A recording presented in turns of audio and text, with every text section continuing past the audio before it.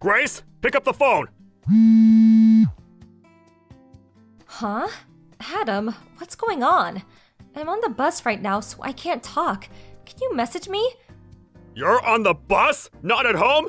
You're out of the house right now? Yeah, I'm on my way home from the gynecologist. It'll be arriving at F Station, the last stop, real soon.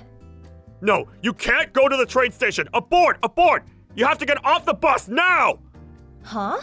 Pull the stop cord! Have the driver stop where you are now and get off as soon as possible! After that, you need to escape to your parents' house! Huh? My parents' house? Escape? It would take me an hour to get to my parents' place from here. But in any case, it still involves going to F Station. No, you can't get on the train! But our baby's due this month, and I'm way too pregnant to be driving myself. Get a taxi! What? I don't have anywhere near enough money in my purse to afford a taxi journey that far. Leave it to me. I'm gonna call your parents. I'll tell them to expect you, have them pay the fare, then give them back the money myself later. Please, Grace, you have to listen to me! But Adam, you said escape. What does that mean? Why are you in such a panic? You're scaring me, babe.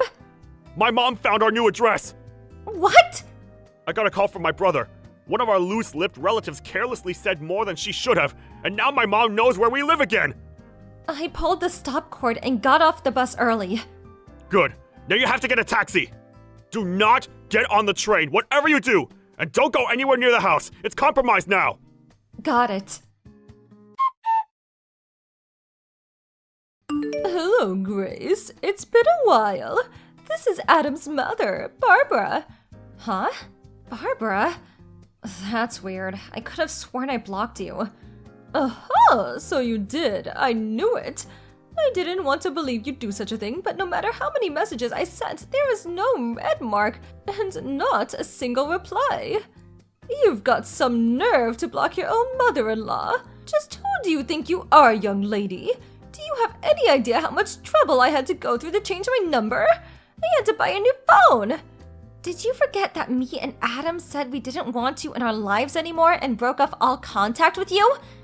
Of course I didn't. However, I never agreed to it in the first place, which is why I still fully intend to be part of your lives. I see. So I suppose that means what me and your son want is irrelevant then? I'm the one who asked the question here. Oh yes, that reminds me. I heard you're pregnant, is that true? And you're a month out now? Girl or boy? Why would we have any obligation to divulge that kind of personal information to someone we cut out of our lives and broke off all contact with? So you don't want to tell me. That can only mean one thing. It's a girl, isn't it? Excuse me? If it really is a girl, you'll be putting it up for adoption. Adoption? Not only that, you'll also be divorcing that good-for-nothing Adam and marrying my eldest son, Cedric, instead. What? Think about it. It's in your best interest to spend your life with my eldest son, Cedric. He'd give you a far better life than anything my failure of a second son, Adam, could provide you with. But good grief, young lady. Will you make sure you at least produce a boy this time? In any case, my Cedric is brilliant. So, it'll most likely be a boy if he's the dad anyway. What the hell are you talking about, Barbara? You're nuts! A baby's gender isn't exactly something you can control, is it? Besides, I'm Adam's wife. Why would I marry Cedric? I don't need to listen to the misinformed whining of a lowly bride. Know your place in this family. Anyway, I'm on the train at the moment. I'm on my way to see you as we speak. I'll be at your house before long, so the three of us are going to be reunited very soon. I'll be living with you until the birth. While I'm there, we'll be making the preparations for the divorce with Adam and your subsequent remarriage with my brilliant Cedric. This conversation went so far off the deep end, I don't even know what to say anymore. That's fine. Your input isn't required. All you have to do is obey me, your mother-in-law, your superior, and the matriarch of this family. Be a good girl for me, okay, Grace? We'll be speaking again soon. Adam, I'm in the taxi now. Grace, are you okay? Yeah, I'm fine. I managed to dip out of the office early, so I'm on my way to your parents' house myself now, too. That's good news. Are you driving? I noticed your message as I was slowing down for some traffic lights, so I pulled into a nearby convenience store car park to reply. You didn't run into my mom, did you? You didn't run into my mom, did you?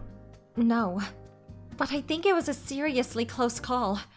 Huh? How do you mean? She sent me a bunch of messages just now. Seriously? Didn't you have her blocked? I did, but apparently she bought a new phone and changed her number so she could message me again. She really will stop at nothing. What did she say? Where do I even begin? Well, firstly, she thinks she's living with us until the baby is born. Oh yeah, and she also says I'll be divorcing you and marrying your brother instead. What? That's not even the last of it. She said if the baby's a girl, we have to put her up for adoption. Oh my god, has she lost her mind? I thought having her blocked all these years might make her reflect on her behavior for a change, but if anything, she got worse. I'm so sorry for all this, Grace. To think this is all going on at such an important time, you already have enough on your plate without having this crap to deal with. I'm fine, really. Thanks to your quick thinking, I was able to change course before running into your mother. If not for your message, God knows what kind of mess I'd be in now. I'm just pleased it got to you in time. I really am sorry. It's fine, honey. Thanks for looking out for me. It really means a lot. Grace, I'm not happy with you. Pretending to be out? Seriously? What grown woman behaves like this? Come to the front door and let me in now. I'm well aware this is yours and Adam's apartment. You can't run anymore and you can't hide. Hey, are you listening to me? Let me in. I'm not going anywhere until you let me in. So you may as well just be an adult about this. Come out and face the music. Mom, long time no see. Is that Adam? Please tell me you're not still in front of our apartment. What do you mean? Of course I am! I intend to wait here patiently until Grace lets me in. And believe me, I can be very patient when I need to be. Listen, here's the thing. Grace isn't there.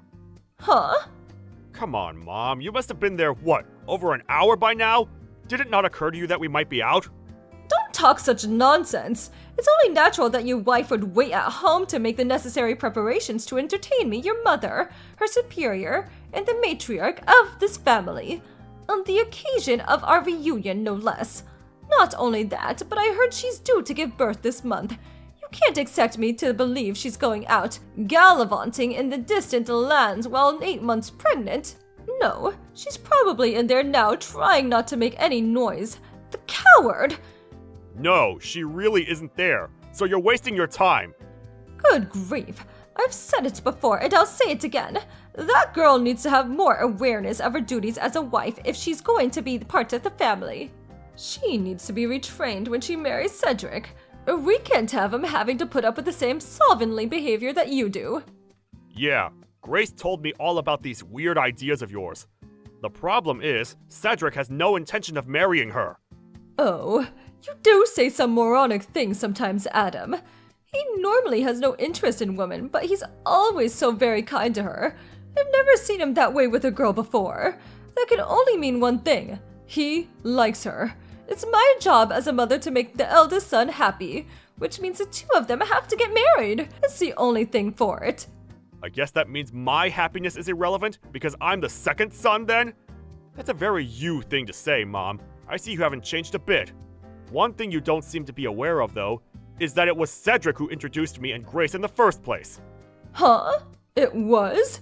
She's a longtime friend of Cedric's girlfriend. What? Cedric? Girlfriend? My Cedric had a girlfriend? Has. They're still together. They were childhood sweethearts. They met in high school, so they've been together well over 10 years now. Well, this is the first I've heard of it. That's probably because he didn't tell you. Why not? I'm his mother! Oh, by the way, that reminds me. Cedric isn't at your house anymore. He moved out today.